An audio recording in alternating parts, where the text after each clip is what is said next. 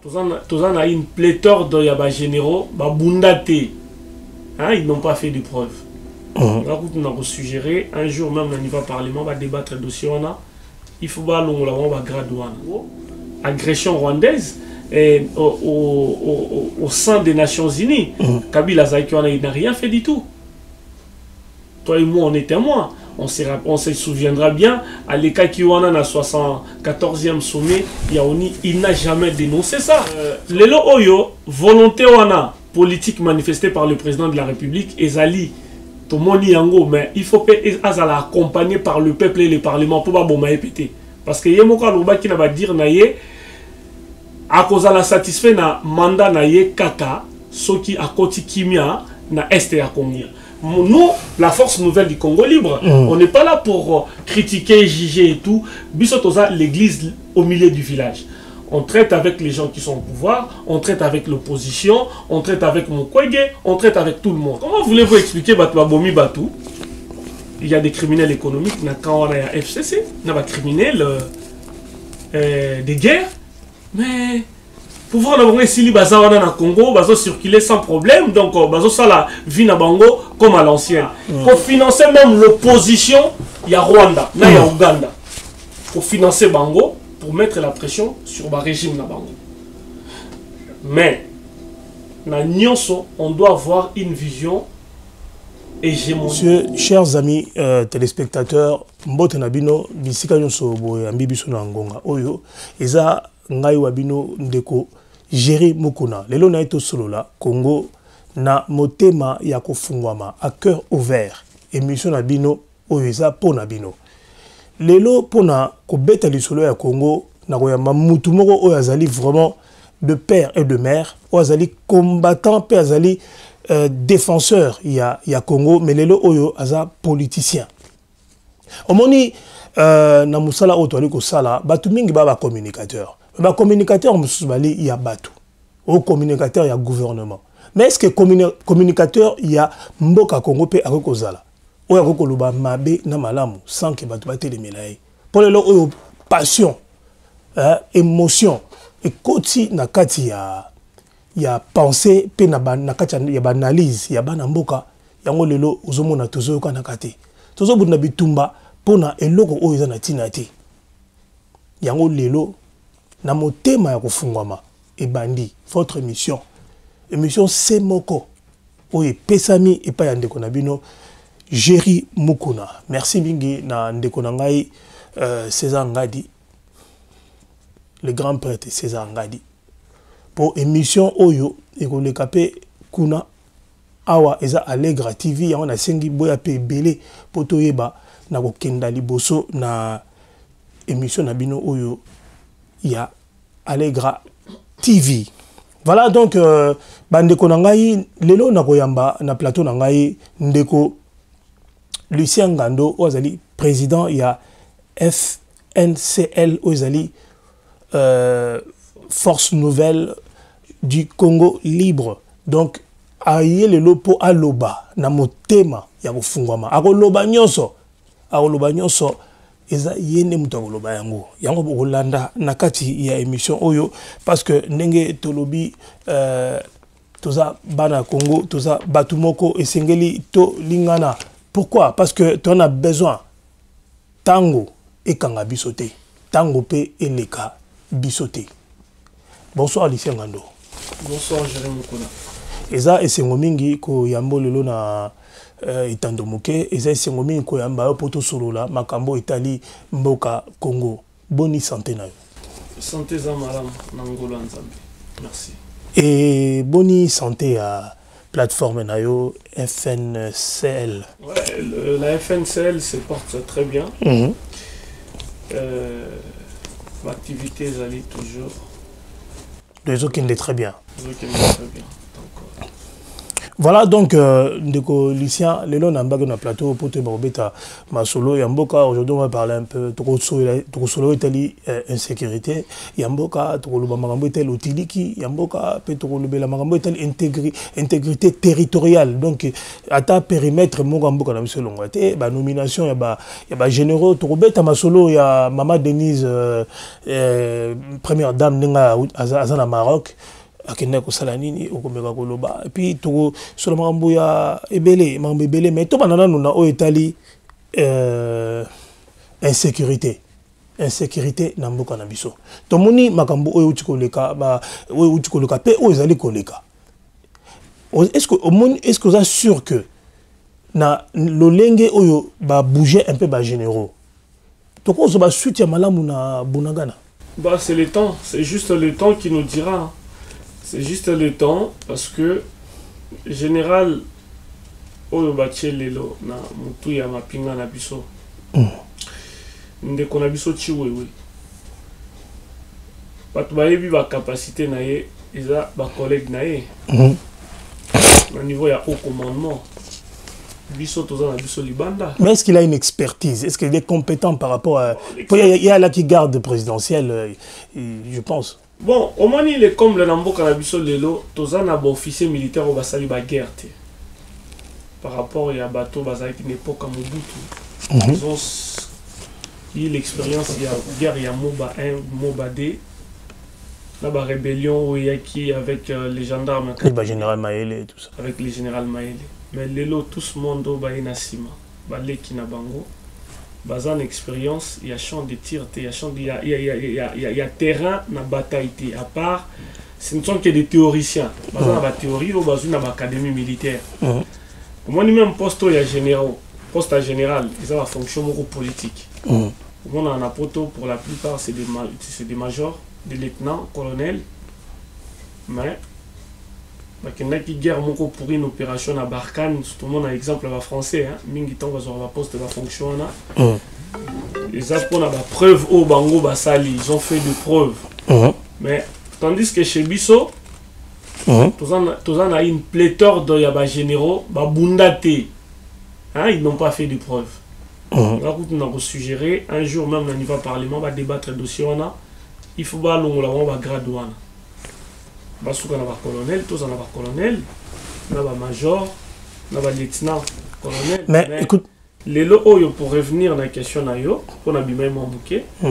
Pour revenir dans la question na yo, général Chiwewe, Moutacheye wana ezana le président de la République parce qu'il a besoin ya cha muto yona nous ya confiance, un homme de confiance. Bon. Président responsabilisé, tout souhaité bonne chance. Mais est-ce que tu c'est un des makoki. Bapé sa mapinga makoki et puis armée nabiso bakanisate que lokola ba nommé chef d'état-major Tatawana Chiwewe que tout est gagné, rien n'est gagné sur le papier parce que ça m'a embrouillé la guerre. Mais tu penses que nomination est cause de dissuasivité? Et cause de dissuasivité, la dissuasion, on parle de la dissuasion sur les armements. Quelles sont les armes où l'armée n'a besoin de détenir pour tout bangi ça va pas. Tout ça mandouki te. Tokyo ça mandouki mais il faut tout ça na armée artillerie lourde.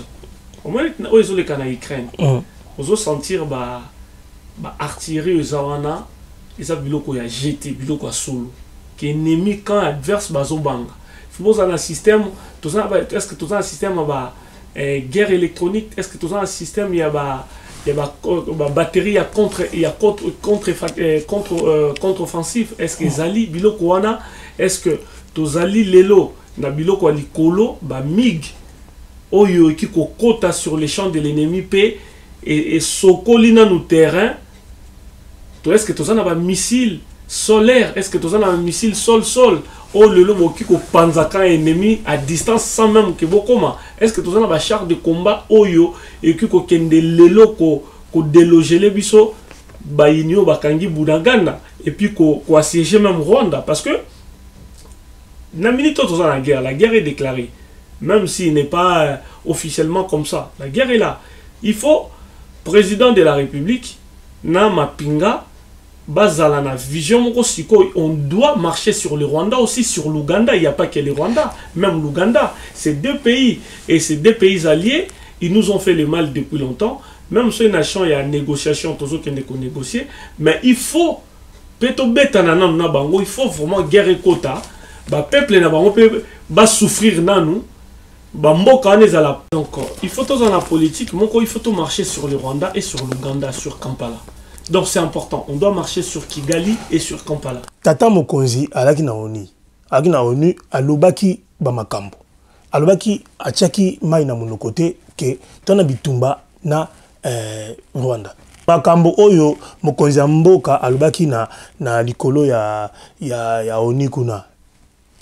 Kagame kotiye to jusque là eloko esalamika ati. Eloko esalamate. Et les autres sur le plan militaire, jusqu'à présent, rien n'est fait. Rien n'est fait. Bah, non, c'est beau de faire des déclarations. Hein, ce que ça sincère ou pas sincère, mais il est à féliciter déjà Félix Antoine Tshisekedi, qu'on féliciter, parce que c'est le premier homme politique congolais, hein, premier dirigeant congolais à l'Obela Mamba Est et à Congo, agression rwandaise.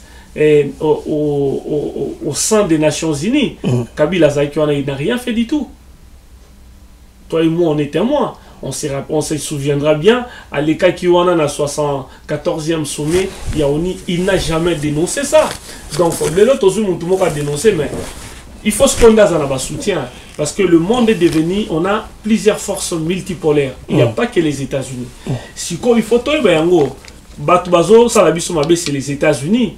C'est les États-Unis. La journée Bazana Bisso, mais Nabutu Bazana Rwandais. La preuve même, l'Union européenne a financé plus de 30 millions d'euros na Rwanda pour des projets. Quel projet? La Suède, quand il va rapatrier des individus, demandeurs d'asile, on a Rwanda. Sur quel territoire? Enfin, un territoire ni.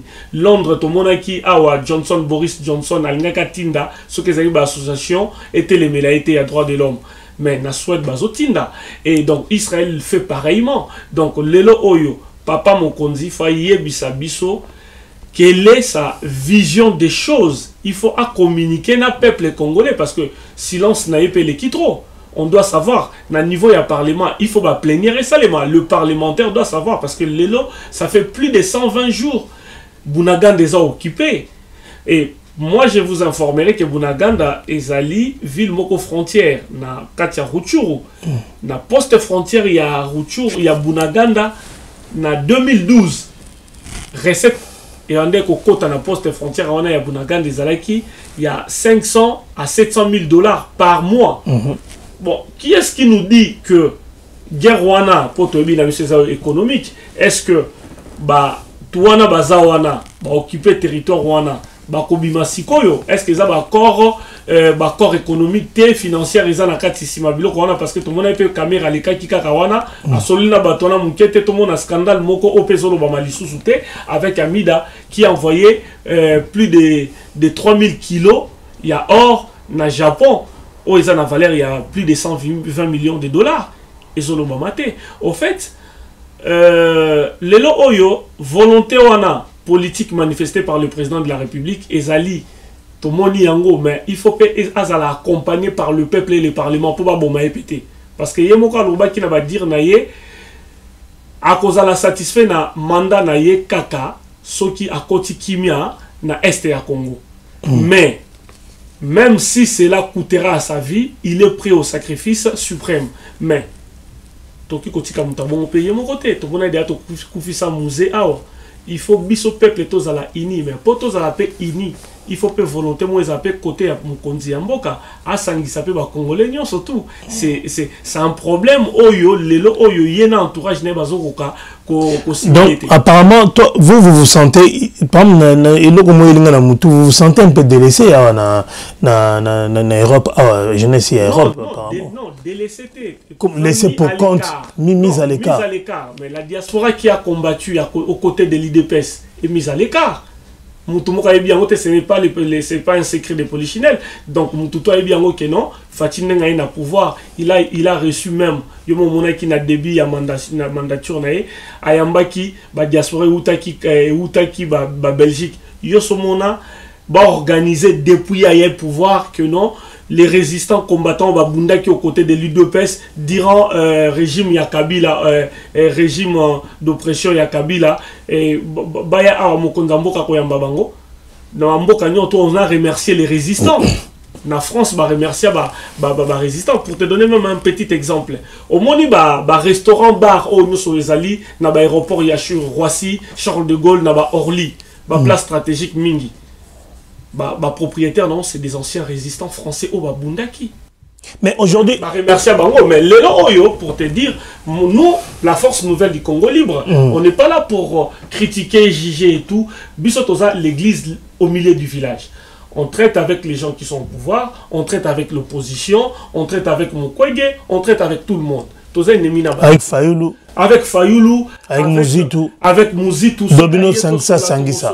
Et ça Sangisa Sangisa. C'est-à-dire, Sangisa Sangisa, et ça se Sangani, Bosali Masolo. Mais tout le monde peut IDP ça. IDP Sangisa Sangisa avec FCC. Ils ont travaillé. Mais il y a une stratégie pour nous tous au pouvoir. Pour nous dire Kabila non, mais moi je ne pense pas que Kabila tiki Bokonzi. Kabila est là. Il travaille. Qui protège Kabila? C'est pas Fachi. C'est pas l'Union sacrée qui protège Kabila. Avec ma criminel Toto et Biesama na Congo. Kabila, avec son camp, sa famille politique, basa libre. La preuve. Pourquoi est-ce qu'elle est au matin tamponio bazo Karosambi ça a été? Donc, il y a une amnistie qui s'est fait, mais sauf seulement que le président Zangaki na équipe na Zangaki stratégie qui vraiment na qui aspect sur tout les mécanisme tout en marche parce que au moins il tombe sali accord secret parce que tant que mandat n'a jour mandat il y a fatigué aussi là tout est mandat moko tout est deux mandats tout la vérité à ma surtout qu'est-ce qu'il y a eu comme deal na quand Kabila. Comment voulez-vous expliquer Babomi Batou? Il y a des criminels économiques, quand on a FCC, il y a des criminels de guerre, mais pouvoir avoir ici les Bazawana na Congo, bazo circuler sans problème, donc bazo ça la vie na Bango comme à l'ancienne. Et ce qu'on t'a dit, na niveau, il y a un port, port maritime, Oyo, Lebiakanga, ou encore de privés qui travaillent dans le Congo. Ils ont continué à et bomi même business il y a Onatra ou Ezali entreprise de l'État congolais et une entreprise de l'État congolais. Mais au moment que Kabila za na ba part. Kabila za na ba part kuna autant na ba chambre froide ba simbi distribution maman Olive Lembaza kuna moi si à Kabila ils sont là mon frère. Ils sont là toki kolobate que non. Bisolelo force nouvelle du Congo libre ceux qui ont travaillé na intel to solo na intel to commis sangisa non na Congo que ça soit l'opposition que ça soit le pouvoir basola la bango bazaka ba master peuple ndé azoy baté peuple congolais ndeti le onda timbeli bangote biso toza la mission ya ko bisa peuple congolais nous n'allons pas jouer les jeux de l'ennemi du Congo ennemi à Congo alingi akabola biso ba congolais il faut Congolais landa aïba que non, ba politicien baza na présidence, na ba baza na opposition baza batumoko. Est-ce qu'il y a des Tutsi rwandais? Mais l'ethnie Tutsi, ils en a Rwanda, ils en a Congo, ils en a Rwanda. Mais est-ce qu'il y a des Rwandais au Congo qui habitent le Congo depuis des décennies? Non, pas depuis des décennies, bah il y a comme des réfugiés et d'autres sont arrivés comme des réfugiés n'importe quoi Mwami. Donc le Mwami, c'est-à-dire le chef Poutimio, le roi na est à Congo, fandi saka bango kuna tang ba kimaka ba guerre parce que le Tutsi, les Hutus, c'est des Nilotiques. Les peuples Nilotiques, c'est les peuples comme c'est un peuple nomade comme le pasteur. Na niveau il y a Maghreb, donc c'est des gens sans terre. Bon, baye na est à Congo, ils ont rencontré Batami Kousse parce que je te donne l'exemple. Na koma na Kenya, na Nairobi, na transit en azo na Kinshasa na 2019. Maintenant, on a lobby qui t'a mon passeport en Ngai, parce que na ça transit wana, ba mon passeport na babi, t'es congolais, ngabi congolais de Kinshasa ba Cameroun. Ngai bo kama pa babi parce que ça moulai. Biso to bika ba congolais ba batami Kousse. ba fille wana ba ibisanga na ba test wana ba ibisanga bi non Kofi Olomide boyebi Kofi Olomide est-ce que ça mukuse est-ce que boyebi fali poupa ça ba bi non parce que bateau ba yaka ba nande temps ba kota ka ba yaka oteka ba diamant ba or ba matière première et ça ba ta mikuse bandande oui de Kisangani on a bi ba congolais majorité ba congolais to milai mais to zappé na ba ta mikuse na ba taille moyen mais tozali ba congolais baza mikusete. Alors cela m'est venu dans l'idée, dans la tête, il y a qu'à réfléchir, il y a qu'à lobela bateau yo ya est wana ba pays de l'est so ba salaka ba ndeko na biso ba aventure na est parce que ba mona ka ba baza batami kuse dans ba ko mona la bango. Voilà, c'est juste une parenthèse. Mais lelo oyo pour te dire et pour dire au peuple congolais que biso tokyo jouer inimité, vous comprenez? Donc biso tozana poto sangisa ba congolais nyon surtout. Quand vous dites que jouer jab inimité, ezani n'est parce que le lot que Mali les a entre biso na ba voisin na biso ba rwandais. Bon, sikoyo na habité na Rwanda bazo boma ba congolais. Biso photo boma ba rwandais nyon sans exception mais tout ça la ndengeni parce que aujourd'hui il y a des compatriotes qui sont prêts à en découdre avec les rwandais ba comme kozwa ba décision bango moko par rapport il y a bandeko ba koti na kati mboka otoyebi bazo bonga ba maboma. Il y a le Kouta, mais pareil, nini, et puis au profiter pour me brosser ma cambo et tel ma cambo et ça ma plateau qu'on a na bande. Ok. Donc pour répondre à ta question, au moins les lots au biso Tokyo Sengate, bah bon on va rendre surtout. Biso, ce que nous proposons, Ezali, il faut dialogue Moresalema en parallèle na opération militaire. Au moins, les Russes ont la guerre en Ukraine avec l'OTAN. La guerre, les Ukrainiens ne sont pour rien. Ils ont juste une classe politique, ils ont les colos, ils ont Russie, mais Russie a dit que l'Ukraine, ils ont vraiment le problème. Le problème, les Ukrainiens ont basé, ils ont classe politique, ils ont les colos, en 2014 avec les Maïdan. Donc, on a coup d'état en Maïdan en 2014. Batouana, ils ont reçu beaucoup d'argent pour mener la guerre hybride à la Russie. Et Poutine a compris. Maintenant, tant qu'il y a Zobunda, contre les Américains, les Français dans l'OTAN, cette armée-là. Et maintenant, cela ne l'empêche pas. Il y a au fond la brèche moko, il y a brèche moko diplomatique à côté.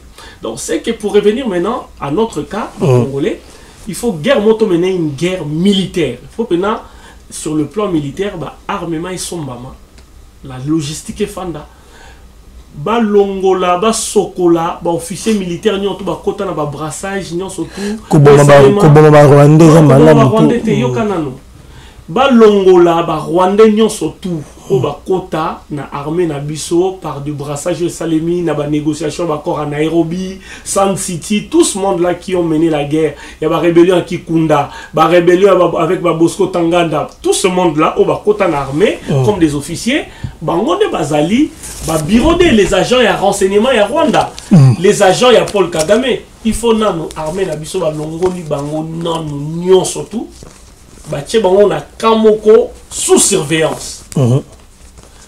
Appel téléphonique d'abord, si on même téléphone avec ma carte puce, ma carte SIM, oyo et cause la contrôlable. Appel Nabango, même ma correspondance Nabango avec l'extérieur, il fait à la surveiller. Vous pensez que nos services ne les font pas? Je ne pense pas. L'idée on a exacté. Sinon, tout le monde a un niveau parce que tout a infiltré. L'infiltration, il fallait Moussala et Salema dans la globalité. Quand je dis dans la globalité, il y a Makambo, il fallait Sikoyo, Kozua, Kakate, ko changer général, d'un chef d'état-major, Batouana, au Bakota na brassage to Sokoli Bango, Baza proté, Bazali surveillé. Dans l'entretemps, vous pesi ma pinga ma coquille, salaire il y a bien. Et pour pesi bango des matériels oyozali modernes avec des drones la reconnaissance tout en s'alliant avec des armées étrangères, la puissance étrangère comme la Russie, comme la Chine, j'ai toujours martelé. Bon, maintenant il faut faire ça. Troisième axe, Troisième axe, moko il fait ça qu'on finançait même dans le secret. Là, je le dis comme ça, mais tout le baquet ouvert, qu'on finançait même. Voilà, qu'on finançait même l'opposition. Il y a Rwanda, il y a Ouganda. Pour financer Bango, pour mettre la pression sur le régime de Bango. Mais, on doit avoir une vision hégémonique. Il y a domination. Mais on ne peut pas dominer si vous êtes faible financièrement. Les gens qui ont cannabis, avec ma minéraux, tout ça, la capacité de mater le pays en mettant en place de plans de financement bancaire. C'est-à-dire qu'on crée un fonds d'investissement pour prendre le contrôle de tous ces pays qui nous mènent la guerre parce que la guerre est économique. Ok.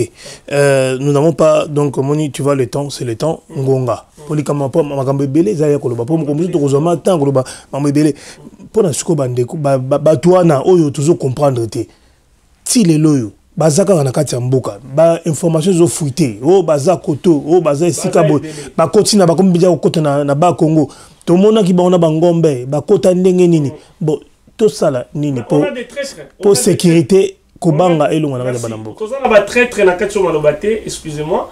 Toza na ba traître na mboka, na classe politique congolaise, il y a des traîtres qui sont là. Des gens qui achètent de terre pour le Rwandais. C'est à la justice congolaise qui a mené des enquêtes. Moi aujourd'hui ça me fait mal comment on a la procédure de la CBA. Moi je suis général X, Y, Songolo Pakala. Surtout ça, oui. Du moment où on a mon en Europe, dans un pays démocratique, Sarkozy, on l'a interpellé, c'était le président de la République. Interpellé, c'est Kitaki, ah ouais, pas Trump, na Villa ya Trump, na Mar-Lago. Hein? Mar-Lago, Villa ya Donald Trump a été perquisitionné. Les lots au Tango Fort, ou je ne sais pas, un des généraux, Oyo, Azali, comme on les a cités, na procès ya Chebea.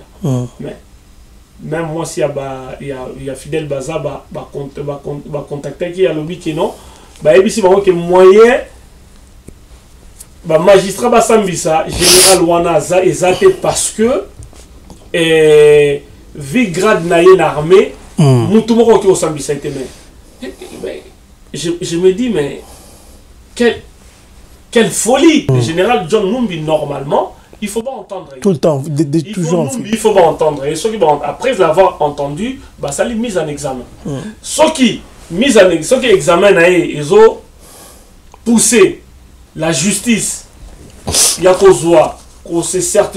certitude vraiment il y a kangaye pour basambisaye à ce moment-là décret le présidentiel et quoi balongolé va péter. Donc maintenant pour concernant batona maboma insécurité c'est des Rwandais toyebi au moment où Rwandais bazana erreur moko avec Kagame ils pensent refaire l'histoire il y a 96 il y a 98 na Congo quand ils sont entrés c'est nous le peuple congolais et les Kinois qui avions autorisé à Kabila, Mouzep qui était notre frère, il y a Okota. Mais ils ont une expérience amère au Congolais Tilelo et qui t'a habillé sur la gorge, te pili loin de Tikala.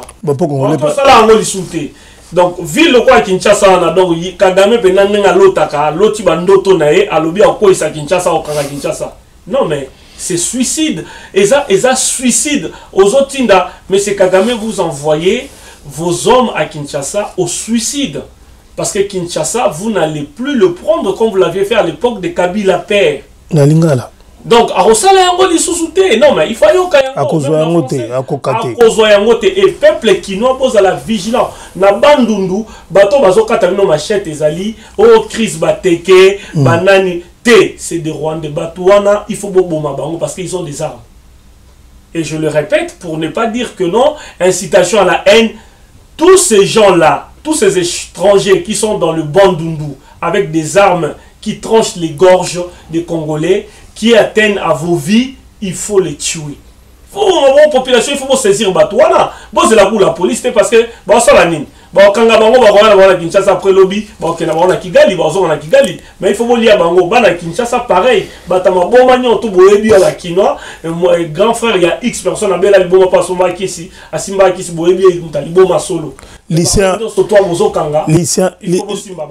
Lycéen Ngando, docteur Mukwege, prix Nobel de la paix, à la solde des Occidentaux, oui ou non? Est-ce que Azana stature ou bien Azana carrure, il y a un potentiel candidat de la République en 2023? Bonne question. S'il y a des élections, bonne bien question. sûr. Bonne question. Déjà, avant de répondre à cette question, Mukwege, pourquoi tu as une élection sur qui tu as les recensements, tu as une guerre? Non, je ne sais pas, papa. Non. Polele. C'est une idée dans les loba. Il faut un candidat, il y a une législative. Je projette à être candidat, à postuler pour les législatives. Surtout que Bahati a zopé Bambongo, sombi na pavillon ya munene à Paris, donc Babio Mozo Lia Kitoko. N'importe quoi. Tu es un corrompu, comme tout le monde. C'est des ragots, mon frère. C'est des ragots. Et puis, Congolais, on a la salle à Paris. Et je suis informaticien. Ce n'a sombi palais, on a sombi et Ali pour. Nous avons ma fiche de paye. Nous avons un contrat. Et nous avons une entreprise en informatique. J'ai une entreprise en informatique dont je travaille à mon propre compte. Je marcher tant les quotas. Tant au moins le met les quotas. Ce qui me si ma na plateau na papier il y a bambongo non revenu na la preuve qui ça et puis à part ça na Fouquet restaurant Fouquet yom de signer contrat na bango. Non mais na signé contrat na restaurant Fouquet na Champs-Élysées parce que les entreprises dans l'informatique. Bahati Fouquet donc. Moi j'offre donc le service informatique et numérique, je propose des solutions digitales et dans le numérique. Et dans le cadre de l'entreprise God Plan Solution, après, bon, les autres, bon, nous tenons surtout ceux qui ont un bon projet. Projet alliés au mandat qu'on a moins ici quand on a eu lobby pour faire là-bas. Donc, Bahati ne me donne rien du tout. Je travaille avec l'AFDC, avec Parti Nabiso, Force Nouvelle du Congo Libre, et que ça fait partie, il y a allié. Ceux qui nous ont lobby, il y a AFDCA, ou les alliés Alliance de Forces Démocratiques. Balandi bo kibilomoko a wangani a lobby ié a jui il a nié ça a jui et l'autre pas batité tokoba na makamba Mukwege. Le docteur Mukwege.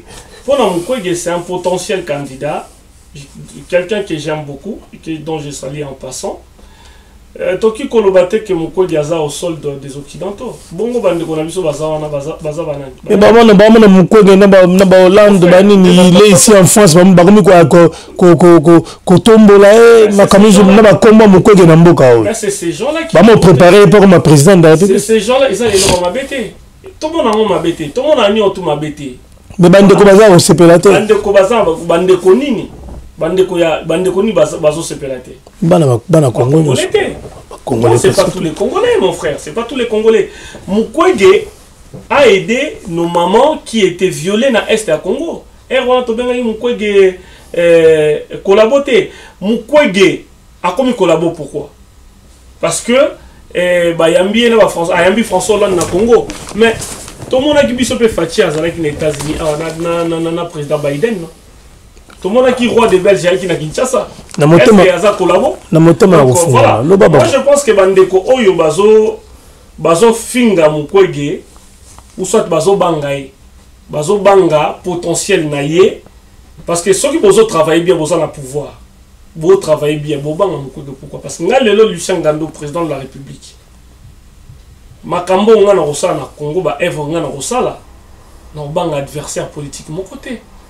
Pourquoi il y a mon amour que ça le roi Jérémy pour aller l'osso qui net Martin Fayoulou que j'aime bien dont je salue en passant aussi toi et Jean-Pierre Bemba dont je salue en passant batunion surtout wana ba lingi bazala ba candidat présidentiel naïbi que baza de père et de mère na boya ponani donc yo soki on ça ba alliance on ça la alliance na Kabila. Mais mon frère mais Fachi a fait l'alliance avec Kabila non? Donc on ça l'alliance na eside na matata mponi na batunozo eza makambo ndeko nanga eza makambo ya politique na politique il y a que des intérêts nga nazo bundela ba intérêt ya peuple nanga nous on n'est pas dans la logique ya ba politiciens congolais ba bundaka pona ba intérêt na bango perso s'il s'agit lobby, tout dans la même table de négociation à Kabila, nous on va les faire. Même avec les diables, tout ça là, pour nous libérer Congo. Parce que tant que va salir en gros, mutumo ka bengi bango ba collaborer. Tout le monde IDPS avec Kabila, FCC, na INC, le même caméré, tout que faire la table de négociation, toko solo là, pour na intérêt ya ba Congolais. Peuple na biso, il faut bima na ignorance, surtout baza na poto bani ko juger ba tout trop aujourd'hui avec la caméra, mutunyo soto comme ko sala ba analyse. Mamba politique eza mamba match te ya football au monde 11 personnes bazo beta kuna na terrain bandi ko sala ba analyse na yo parce que yo po bi o chak chobo o chaka chobo. Mais makambu ya politique c'est de la mathématique. Et ça en mathématiques parce que bah mingi so a traité là bah fonction exponentielle awa bah matrix awa a quoi bâti. Donc la politique c'est la gestion d'un pays, c'est savoir négocier, savoir prendre savoir gérer un pays et la chose publique et respecter ses engagements. Donc Mukwege n'est pas à la solde de l'Occident, qu'il soit à la solde éligible, qu'il soit assez éligible, assez congolais. Qu'il soit à la solde des Occidentaux ou pas, tant que à représenter les Congolais projet Yamalamu pour na komemambo kanabiso liboso ngana mo eloko mabete fachi azapena Occidentaux non tout le monde y a kenda qui récemment en États-Unis à chaque fois qui marambango na FMI et de Psaimbo aza au sol des Occidentaux mais aza ko endetté ko faire endetter pays tant que zo bon parce que tout ça même bon na Congo. Ndeni bo ndenge nini yo solo baboye tout ça a besoin bongo pour réaliser ba projet mais tout ça a besoin effémité tout le monde Kabila musée tant à kota kaza a besoin effémité toki ko lona mabele na biso 6 mois parce que tant que l'homme existera il faut lia il faut mela mais pour na lia il faut somba pour na somba il faut balona nanot mais kolona wana tant que tozolona production matière combien industriel et ko permettre Congo tous en mbongo. Parce que les gens qui sont en bon roi, ils sont en banque, ils sont en poto, ils sont en yoto, ils sont en banque. Tant qu'on a un salon de l'élevage, de l'agriculture, c'est des milliardaires, c'est des milliardaires. Oui, bon à Bill Gates, 60% est bon à Bill Gates, ils allient dans l'agroalimentaire, il a investi dans l'agroalimentaire. Donc, Azana ba étendu des terres, oh ya lona, ba bleu, ba mabilo rebelle, était comment on va marcher parce que mon tu fallait, s'il te plaît, Assili, ça mon frère. Oui, c'est ça parce que tu traînes à 10 minutes. Voilà. Oyo, il faut pas Congolais, peuple congolais, bah que non, bah politiciens de bazo kabola biso. Bah on va ça la bagé. La preuve, tout le monde mingi va continuer à pouvoir. À chaque façon, va continuer à pouvoir. Bah comme on a bon rebelle. Bon, s'il te plaît. Il faut peuple congolais aïe bah. Attends que. Nani na kopona. Question kitoko. Azo pesa biso misala. Na motuna kitoko na tuna yo. Attends que peuple congolais. Oza mwana mboka. Ce qui va tenir et le moko ou malamu ou fachi asali quand même dans ju na kibo konzina pour oloba quelque part que bilan est cause assez positif et le nyoko oloba tout le monde est gratuité et enseignement les frères déjà à partir à volonté wana politique il y a quoi ça qui non là pour l'ouverture c'est déjà intéressant Félix montako sabinote bacheli bakale belé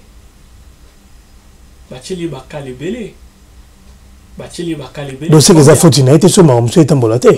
Et sa faute n'a été, il travaille pas seul mon frère, il travaille pas seul. Il y a un gouvernement qui est là, il y a un parlement, ils ont la part des responsabilités. Tous les gens qui ont travaillé avec Félix, bazan a droit à repartager bilan wana. Alors bilan wana ezali calamité c'était eza calamité parce que il a fait aussi des bonnes choses. Bas salaire il y a bas fonctionnaire, bas salaire il y a bas militaire. À côté qu'on a serre Matissi. Il fait des choses comme il peut. Mais et l'autre Bomi Félix Ezanine, Ezali, il a pris des décisions, beaucoup de décisions impopulaires. Oyo et salir mandat naïe. Par exemple, saut de mouton. Il y a un mon apoto, il y a un saut de mouton. Donc, l'élo Oyo. C'est là. Tout ça viadique. Tout ça viadique. Pour ça, tu côté créé il y a des sauts de moutons. Babilo comme Mikuse. Tous les pont et Mikuse, il y a saut de mouton, il y a saut de mouton, il y a pont mais périphérique. Kinshasa ville de quoi Kinshasa, il fait tout ça la 4 bas ça ils sont 4 axes. Au moins ni axe on est où aéroport en dit les autres côtes à centre ville et côtes à capitale. Il fait bas ça en gros 4 principaux et 4 parallèles. C'est-à-dire pour nous désengorger au côté ils sont à la 4 lignes. Donc faut bouka bandako. Bah il faut qu'on bouka. Yes, quand on a beaucoup de bandako en Gilles, on a dit que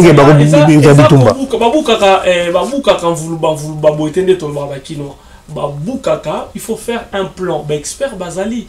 Et les experts, ils ont experts congolais, il faut droner mata, cartographier ville à Kinshasa, présenter un plan. Et il y a des ingénieurs pour ça. Tala mboka loko la Qatar, mboka loko la Dubaï, tant mon bout à pouvoir quand Kinshasa était ville la belle, Kinshasa la belle, Qatar et Ndeko existait, Dubaï pardon, Ndeko existait, Tongyanga avec l'ingénierie internationale étrangère. Mais orgueil biso tous en a Congo, il faut tout tika yango que tous en a ingénieur. Mais n'appelle ça exemple moko avion o ezalaka devant Inikin. Tous en a ingénieur na polytechnique, pas mettre ça en route. Tous en a musika mon frère. Tant que les Saoudiens, les pétrole, que tous en a ingénieurs saoudiens, mais ils ont invité des ingénieurs étrangers au Bassa la preuve à l'international. Vous comprenez, même pour la construction d'hôtel, le boulevard du 30 jours, tous un bâtiment moko, ils ont un design thèse à la propre, avec des Champs-Élysées. Ok, parlons. Pour terminer, na Oyo Lobby. En tant que peuple congolais, il faut peuple nabiso aye que non, politicien nabiso basala kabango bagé. Donc Félix, et ça il y a bien Oyo ya sali. Benga ta président son excellence. Non mais to benga Emmanuel Macron, to benga Emmanuel Macron complexe nabiso to zangote na poto. C'est le président de la République, on les respecte avec tous les respects qu'on lui doit, mais ça peut arriver au bloba Félix, to Emmanuel Macron non. To Barack Obama non. Donc tout ce qui est complexe il y a un homme de salaka moi-même Berero to salaka Azali le père de la nation père de la nation Azali président de la République c'est les représentants des Congolais Aza les serviteurs de tous les Congolais parce que c'est les Congolais qui na motema ya kufungama lotiliki non lotiliki na bache nangana tuna yaki motuna nangana tuna tikana tuna motuna bache honorable Nsingi DG ya SNEL, n'est-ce pas? Bande kolela o tolingi bibonga boina bobiso ntoko sala. Po tobi déjà na Kinshasa, l'autilité a vraiment mobulu de l'estage boina boy. Donc République démocratique Mobimba, il faut ezala alimenter. Yé à Kokoka. C'est le temps qui nous dira. Moi j'ai toujours dit le temps est l'ami et l'ennemi de l'homme. À Kokoka. Le temps est l'ami et l'ennemi de l'homme. Il est l'ami de l'homme, si on saliba acte bien, demain, les actes parleront. Ce qui a commis ennemi à homme, le temps est l'ennemi de l'homme quand tu fais des mauvaises choses. Donc, mais, ils ont bien beaucoup de poste, la SNEL de Bapessiwana. À ça, là-bas, pour la monnaie dans la vidéo, à l'obaki, beaucoup CP là. Beaucoup CP là. Et ça a malobate. Et ça a influé la poche na été mais à ce poste il faut pas démissionner au niveau de l'Assemblée nationale parce que Kimeli a fonctionné au Congo parce que Moutoumou a occupé 4 fonctions. Tout le monde a en France ceux qui Moutoumou a eu poste au Komagitote ministre il faut déposer dans le Parlement. Normalement il faut battre la biso pe dossier voilà depuis tenir ce tour fonction il y a 6 cas des conditions de père et de mère. À toi de boire les mélanges, c'est dangereux. C'est bien te balo andengwana. Il faut tout le monde en beaucoup na biso pour c'est important. Les conservateurs. Muzitu na Fayulu ça va kimila la fonction. Ils font autre chose mais ba député lelo nani. Non, bazana kimila la fonction te Muzitu. Pour Muzitu à opposante. Muzitu c'est un kabiliste. Martin Fayulu a salaire quelqu'un que j'aime beaucoup, mais ça l'est rare. Nous sommes opposants. Il y a un lobby que le peuple, il faut comprendre que tout ça. Pour le nom, il y a scission. Il y a scission de Damouka. Il place na loba. Il de place à ça qui est rare, il y a que ça là, blanchiment.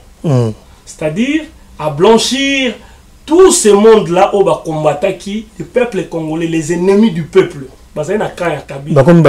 Il faut le dire la vérité. Na Genval, on les a tous lavés.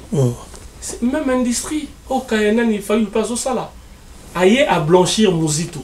Mouzitou, à Saliwana, premier ministre, a tongi combien de ndap na Congo.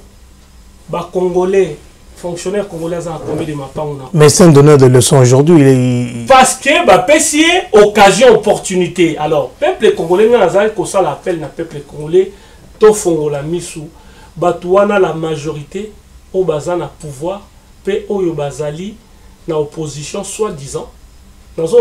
Pour la plupart, la majorité, 89, donc 99% na français, y'a français, 99% na français, y'a belge, balingaka peuple ti. 99% des politiciens congolais baza pour l'intérêt na bango na basi na bango. Alors, biso peuple to sala ni. Jeunesse congolaise toza 80% il y a majorité il y a population. L'électorat na biso ntezo compter. Électorat ezanini, c'est-à-dire vote ya yonanga na yande ko mwasi na yande ko mobali. So to sangisi yango to voter batu wana lisusu te ba obimaka te. Ils danger na poto yango mona mundele asala kamakambo bien pour peuple azala bien pour aibi que lobby va voter zela na sil sandeko. Voilà, s'il te plaît. Électorat ezali important. Batu wana ba yeba kabino ka so beaucoup na période d'élection. Normalement to que même na élection te solution Congo za élection te. Mboka eza infiltré to que na élection te, il faut recenser seulement. Il faut to baba nani baza na mboka na biso ba paya na ba. Mais bino boboy loi Tchani il y a des pères et des Bobi, non, et ça discrimination. Moi, je soutiens Tchani, Noël Tchani, dont je salue aussi en passant. J'aime bien ses réflexions. On va soutenir. On est des souverainistes. Tout le monde a quand même les États-Unis va conservateur. Mon cannabis, c'est la banque. Congo, c'est la banque, mon frère. Normalement, il faut service militaire comme même obligatoire pour tous les jeunes Congolais dès l'âge de 15 ans. Moi, si tu as un bali armé, il faut qu'on les ait des manouki, qu'on manie armes. Dès tout le monde en Israël, c'est très très important. Kuluna, pourquoi Babotami? Parce que Missa les a été. C'est quoi le plan? Il y a gouverneur, il y a ville, il y a Kinshasa. Il propose quoi aux jeunes? Il propose quoi? L'homme la meilleure moko so ba yokani boye ba sangani ba sali association moko boye pour ba se retrouvaka ba comme kombo la balabala bobi wala misala ouais ça misala te. Il y a na ministère à plan, il y a des projets. Bana poto be na ba pesa ba projet. Biso pe tozana ba projet belé aujourd'hui si on nous demande ba tiango action et zo senga ba financement. Un projet est réalisable avec un financement. Sans financement, un projet ne peut pas être matérialisé. Quel est le plan? Il y a gouverneur, il y a ville à Kinshasa. Il propose quoi aux jeunes? Même sur Otali Kinshasa, Kinbopeto et Souka. Donc, ces gens-là, ils sont là pour leurs propres intérêts ou le intérêt du peuple. Donc Ngobila ne fait rien du tout. Non, mais pour moi, Ngobila, il fait quoi? Parce que Aoucho, ça la partie politique.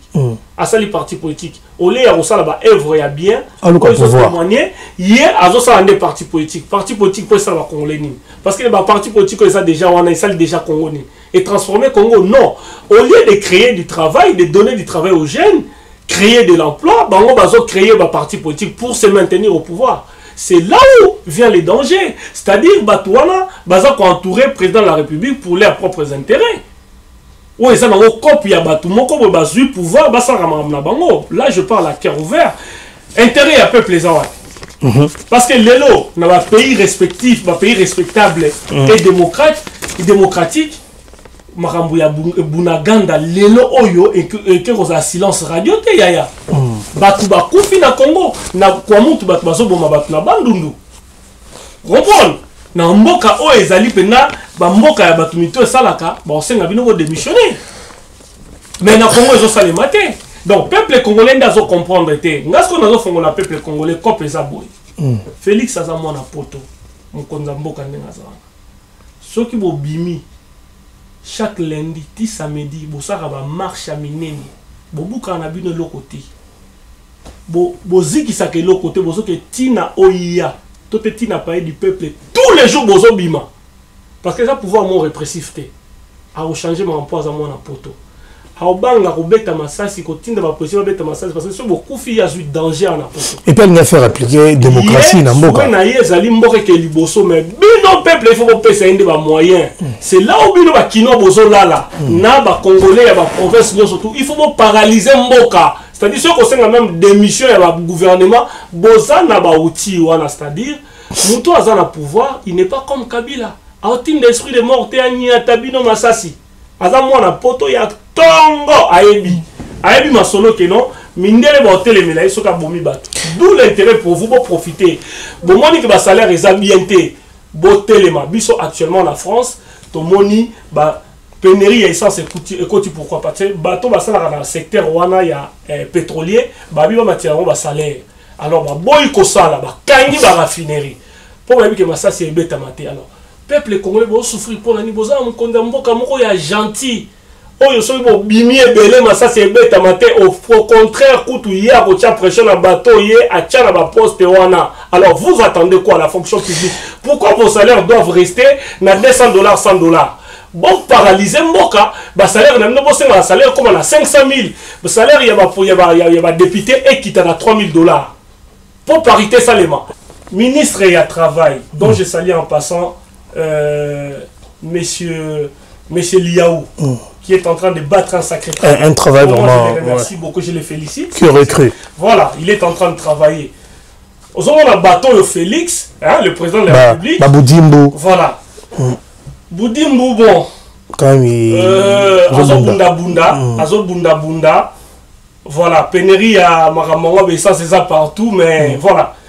Mais moi je parle de Liaou, vraiment impeccable. Vraiment côté voilà vraiment donc voilà tout là donc na motema ya ofungama eza mulayi lelo tant mamese bela kondo bato songa soki posa esilite tozonga poto beta juma poto ngoto ba masolo tonga de beta masolo ba sortie médiatique ya Olivier Kamitatu mais to beta ngomba la sima nania tuna kala motuna mogo avant to kanga ni na biso bino na plateforme na bino FNCL bozana posa ya batute bana posa ba congolais te non mais le problème moi les congolais ce bozana on va pas si au poste était bazo négliger bino mais moi je crois en moi je crois à mes équipes et je crois aux jeunes qui m'entourent on est tous au travail on a besoin de la congolais surtout mon numéro il est 07 69 46 33 30 pour la batava à Paris pour la batava na Congo ba cause on a WhatsApp 0033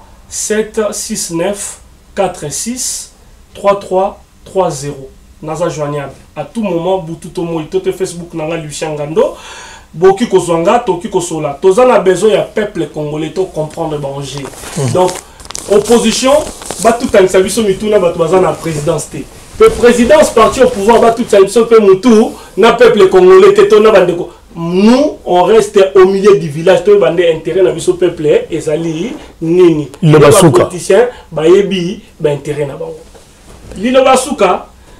Je remercie toute mon équipe et la Force Nouvelle du Congo Libre où est soutenanga toujours bande konabisonyo surtout oyo balandakanga na Kinshasa partout pour tous représenter na 18 provinces sur le 26 na RDC vraiment on est ensemble nazaline de konabino nazo senga jeunesse congolaise to se sensibiliser to se mobiliser to téléma ba politiciens à Congo majorité hein n'atteint combat mais la lobby majorité balingaka binoté balingaka intérêt na bango toza une force boya force nouvelle du Congo libre toza na besoin na bino to sangana to ça la même alliance ba accord que lobby so to communion en paix donc toko pesa na ba congolais misala nous on milite pour le travail donner de l'emploi en tant qu'ingénieur en informatique na yebi que le ministère numérique il y a une industrie na ba secteur ébélé soki ba pesi biso responsabilité to créer plus de 10 000 emplois pour le Congo. Voilà bandeko balandi bolanda biso na bokebe mingi eza sengo mingi ya koyamba muto abwanya boye oyo mwana mboka na mwana mboka na biso avant na poto me makanisi na eza na Congo na mwana chwapa ala mwana chwapa bozoka bino moko alobi bango kuna na FNCL bazana bango na kati l'église au milieu du village. Soko moni lisengando na mutu ya eside koloba na ote etali pe yote. Soko moni na kingandi etali binote. Donc soki bato wana bana makanisi na bango ba okende elongo akoko tane pe ensemble azan katumbi donc voilà. Chers amis, bandeko balandi bino bolandi émission na bokebi mingi na motema ya kofungwama lisengando a sololi afungoli motema bon na ebite ya oya kolanda po lelo oyo politique ekomi bato ba trop sensible kaka oyo bango balingi nde balingi bayoka na matoyi na bango mokonzi mboka babaki atoza mwana mai na ngai so sali mabe ba okanga yo po eza individu sekedi muto akango te eza justice muto kanga yo est-ce que eza sekedi muto akanga kabund to ebite meza kaka ninga lubaki eza muto akangaki muto songolo pakala ata asala raté mais la justice quand même tozomona makambo eza osalema bandeko nanga nyonso obola ningai mputu de alola na Bruxelles honorable Jean Moutala na pesu nombote mingi solo lingoli ya kitoko pour manger chaud olia ya moto pe omona ki biloko nyonso oyo komanda keza kokoka benga mama Esther Mukuna na 06 05 56 00 45 on est un numéro nae service traiteur la bonne bouffe. Quant à moi Jerry Mukuna, je vous dis au revoir nakutana mino mbala sima poto beta lisuma solo na motema ya kufungwama et vous allez malamu mingi nzambe abatela ba plateforme nyonso o ezali awa na poto abatela bandeko nyonso et nous souhaitons une bonne guérison na ndeko na biso Pierrot Itela nzambe ma abatela yo oza mbinga oza muto makasi na Yannick ndeko Yannick yope mbote ouais, sans oublier aussi que nous devons prier pour notre frère Mutombo Dikembe, celui qui fait l'honneur de notre pays, de notre grand pays NBA. Donc on parle que de Mutombo à qui stopper Yarosakanate à faire gagner équipe nae championnat mingi Mutombo Dikembe to bonde là pour na ndeko Mutombo Dikembe. Émission oyo ekoleka na Allegra TV ekoleka pe na Club original, tout le monde est d'accord. Il y a César Ngadi, le grand prêtre. Oza petit nao Jérémy Kunape azabe prêtre po ezanga mena lesquels nzela mususu tokutani malasima botika malamu.